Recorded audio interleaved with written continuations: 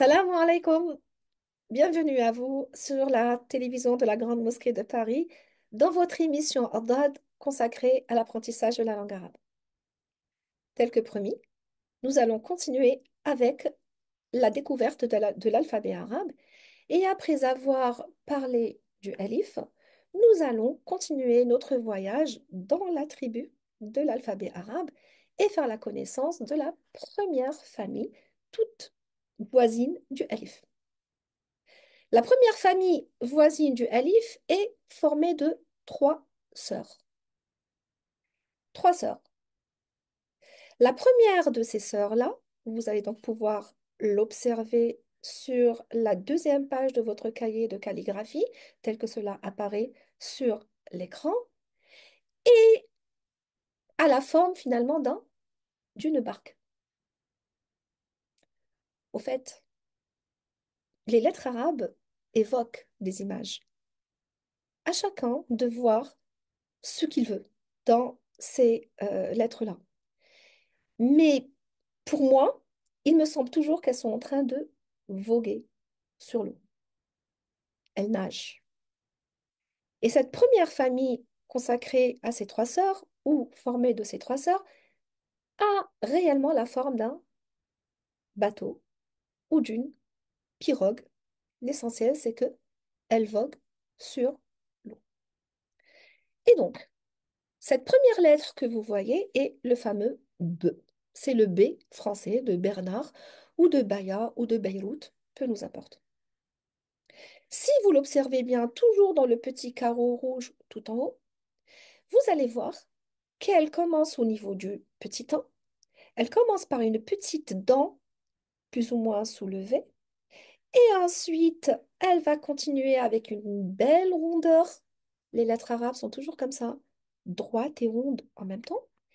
Pour finir avec une espèce de vague à gauche, très jolie vague, qui va venir clôturer la lettre.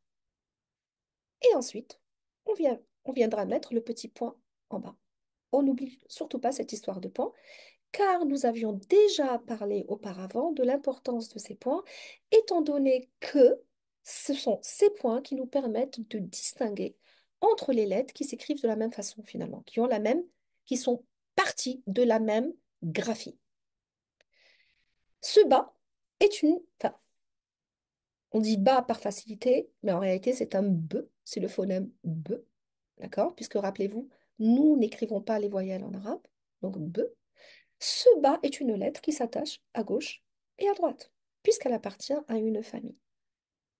Lorsque ce bas se situe en début de mot, tel que Beyrouth, par exemple, ou même Paris, à l'occasion, j'en profite pour vous dire que le P n'existe pas en arabe, donc tout P sera remplacé par un B en arabe, donc nous dirons Baris et non pas Paris, d'accord?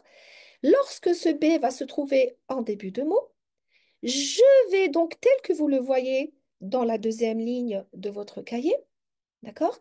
Je vais donc commencer par la petite dent, continuer avec la ligne bien posée, enfin avec le corps de la lettre bien posé sur la ligne de votre cahier, mais je vais couper la queue finale.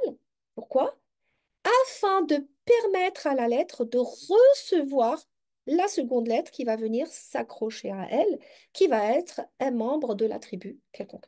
Puisque je vous disais que la tribu est formée de familles, mais cette tribu finalement est une grande famille pour tous, puisqu'on ne peut appartenir à une tribu que si nous descendons du même ancêtre. Finalement, tout le monde est cousin. Donc, pour que la lettre puisse s'attacher à l'autre, il va bien falloir l'ouvrir. Il va falloir ouvrir la porte afin qu'elle vienne s'accrocher à la deuxième lettre qui va venir. Cela, nous allons pouvoir le voir dans la troisième ligne de votre cahier, puisque la lettre que nous allons voir va être selon son aspect médiane, et nous voyons que le fameux B est attaché à, à un trait qui est symbolisé par le numéro 1, qui finalement représente n'importe quelle lettre qui pourrait se trouver devant. Et ensuite, le bas est venu s'y attacher à l'aide d'une toute petite dent. Cette dent est importante. Pas tout le temps, mais souvent. Car cette petite dent me permet de séparer les deux lettres, les unes des autres. C'est semblable au wagon du train. Si je ne mets pas la petite dent, je vais au contraire écrire quelque chose qui sera semblable au long chemin de fer et les points vont danser la sérénade là-dedans et je ne vais plus savoir ce qui est quoi. Donc, afin de pouvoir séparer ces lettres les unes des autres et pouvoir lire correctement, il va falloir que je me serve de ces petites dents qui sont finalement les espèces de crochets. Nos amis de la RATP me pardonneront, je ne sais pas quel est le terme technique qu'ils utilisent chez eux. Je dis donc moi crochets qui vont accrocher justement les wagons les uns aux autres. Je ferai pareil donc à gauche. Lorsque, puisque le bas est médiane, ça veut dire qu'il va y avoir une lettre avant, il y aura une autre lettre après. Cette autre lettre, éventuellement, se servira également d'une dent pour s'accrocher. À moins que la séparation ne soit naturelle. C'est ce que nous verrons au fur et à mesure. Admettons, par exemple, tiens, disons-le tout de suite, admettons que la lettre qui suive soit un elif. Eh bien, le alif, rappelons-le, pardon, va s'accrocher à gauche, mais pas à droite. Donc, admettons que le alif vienne après le bas, il va donc s'attacher au bas, et là-dessus, il va faire frontière naturelle, n'est-ce pas? Entre les pays. Parfois, malheureusement, il y a des barbelés et parfois, ce sont des frontières naturelles telles que les montagnes et les fleuves. Eh bien, le Halif est une barrière naturelle puisque par sa taille majestueuse, il va faire séparation et je n'aurai donc pas besoin de la dent. Si le bas se trouve en position ou en aspect final, c'est-à-dire s'il se trouve à la dernière, s'il constitue la dernière lettre du mot, comme par exemple bab en arabe, hein, porte, d'accord? Ou n'importe quel autre mot que vous connaîtriez qui se finisse par un bas. Eh bien, le bas, il va venir tel que vous le voyez dans la quatrième ligne de votre cahier. Il va venir donc s'attacher à l'aide de la dent éventuellement. Il va continuer à se poser donc sur la ligne. Pour moi, la ligne, c'est l'eau, hein, c'est la mer. Il va se poser dessus et puis la vague va venir fermer la lettre puisque le mot va devoir se clôturer joliment. Sincèrement, si vous regardez bien la lettre, elle ressemble pour moi à un drakkar viking, hein, avec, je ne sais plus ce qui est la poupe et ce qui est ah, pardonnez-moi, hein, je ne sais plus, l'avant et l'arrière de la barque. Et vous voyez ce beau dracard qui finit comme ça avec cette belle vague. Je profite aussi pour vous dire que, étant donné que les lettres arabes voguent dans l'eau, s'il vous plaît, faites en sorte qu'elles soient toujours bien dégagées de l'eau. Il ne faudrait pas leur faire boire la tasse en les écrasant contre la ligne. Non, la tête devra toujours être bien dégagée comme en sport, n'est-ce pas? On laisse tomber les épaules et on dégage la tête de sorte que la lettre puisse respirer. OK? Vous le remarquerez une fois de plus sur la première ligne de votre cahier, le bas est dégagé à droite, dégagé à gauche, et ce n'est que le corps qui se pose gentiment sur l'eau. Continuons avec la deuxième sœur. Donc, cette deuxième sœur de cette famille, donc la sœur du bas, si vous observez bien sur votre page qui s'affiche à l'écran, elle a exactement la même forme que la précédente, que le bas, puisque c'est sa sœur. Cependant, elle porte, elle, deux points en haut. C'est très important, il ne faudra pas confondre. Il faudra bien respecter cette affaire-là, que cette lettre-là porte deux points en haut. C'est la seule différence. Autrement, elle s'écrira exactement de la même chose, de la même façon, pardon. Et lorsque nous prendrons cette même figure graphique et qu'on lui mettra les deux points en question en haut, nous obtiendrons le phonème T, le T de tata, ou le T de Turquie, Turquia, d'accord? C'est le T normal. Autrement, il ne me semble pas nécessaire de perdre plus de temps sur les différents aspects, puisque le ta est une sœur germaine du bas. Oui, oui, je dis bien germaine. Car en réalité, cette famille de trois sœurs aura plus tard, au fur et à mesure que nous avancerons avec l'alphabet, deux autres demi-sœurs. Je vous disais que l'alphabet arabe se calquait sur la société arabe traditionnelle et, n'est-ce pas, nous avons des frères et des sœurs du côté du père, et puis des frères et des sœurs du côté de la mère, des demi-sœurs et des demi-frères, et cela s'avéra vrai également dans la manière d'écrire les lettres.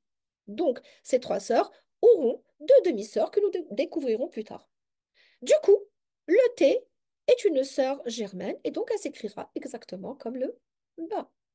Si vous le permettez, nous allons pouvoir ainsi découvrir la troisième sœur directement. Cependant, petite observation, si nous revenons en arrière, nous avons vu déjà le elif, nous avons vu le ba et nous avons vu le ta.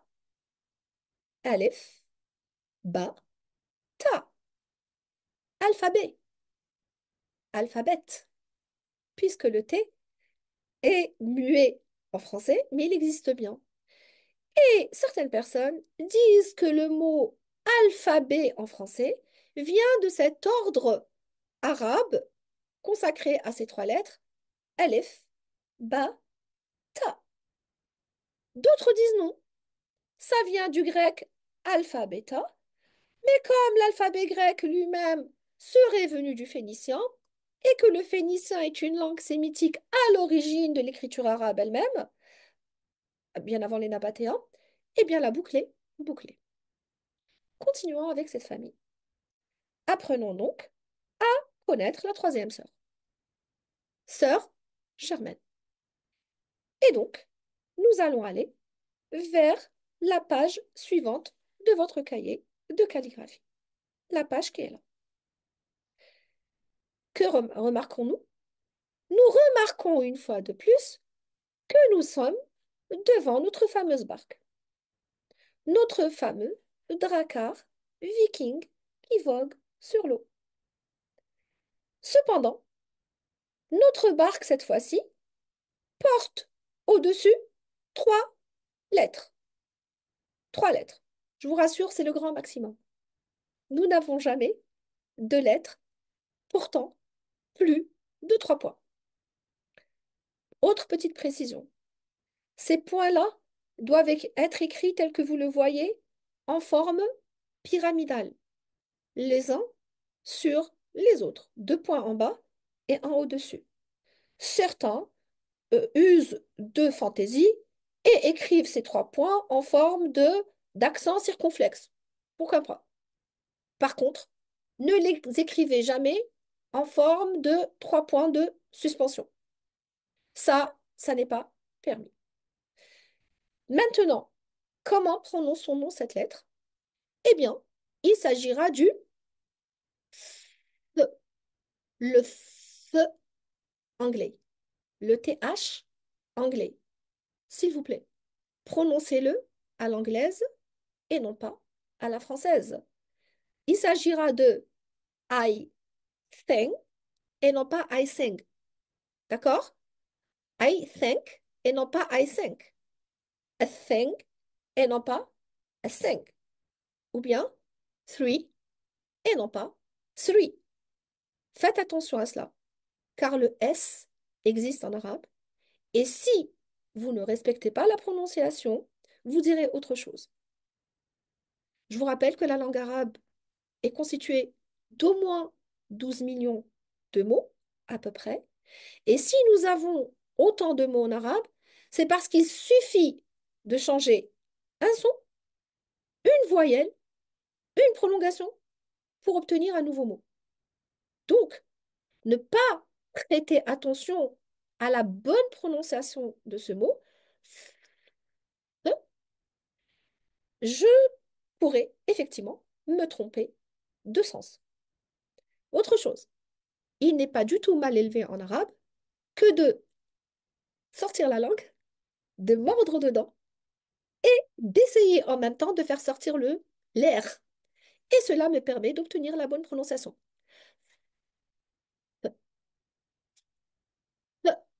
J'exagère un peu, mais c'est ainsi qu'il faut faire. N'essayez pas, du fait de l'éthique française, gardez la langue à l'intérieur et essayez de prononcer le fa. Ça ne marche pas. Voilà. Ainsi, nous aurons fini avec cette famille des dracars vikings, des barques qui vont sur l'eau gentiment, en espérant vous retrouver à la prochaine émission pour faire la connaissance de la deuxième famille voisine de celle-ci dans la tribu. À bientôt!